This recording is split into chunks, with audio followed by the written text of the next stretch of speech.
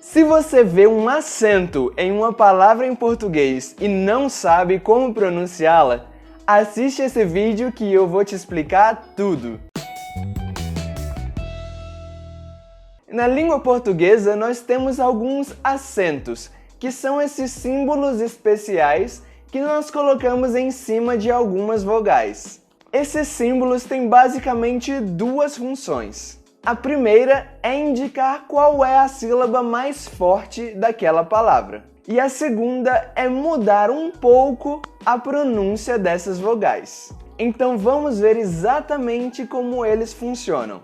Os principais acentos são o acento agudo, que serve para deixar as vogais com um som mais aberto. O acento circunflexo, que serve para deixar o som um pouco mais fechado. E o til, que serve para deixar a vogal com um som nasal, ou seja, pronunciado com o nariz.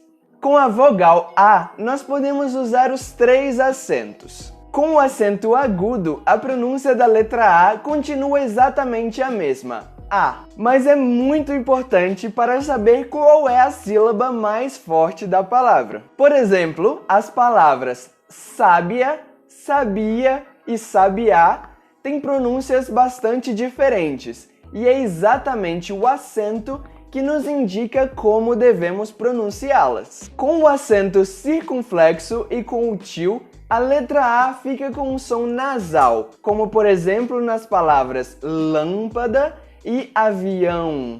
É muito importante você pronunciar corretamente esse som, porque você pode trocar a palavra pão pela palavra pau e as pessoas não vão entender o que você está querendo dizer.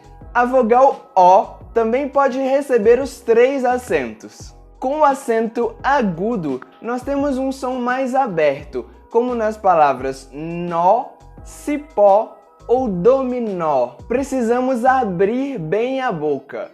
Ó. Com o acento circunflexo, nós temos um som um pouco mais fechado, como nas palavras ônibus, abdômen ou anônimo. É muito importante você pronunciar corretamente esses sons, porque você pode trocar as palavras avô, masculino, pela palavra avó, feminino. Avô, fechado, avó, aberto. Quando utilizamos o til, a letra O fica com um som nasal, como por exemplo na palavra aviões. Com a letra E, nós podemos usar o acento agudo e o acento circunflexo. Com o acento agudo, nós temos um som mais aberto, como em pé, jacaré ou Pelé. Precisamos abrir bem a boca.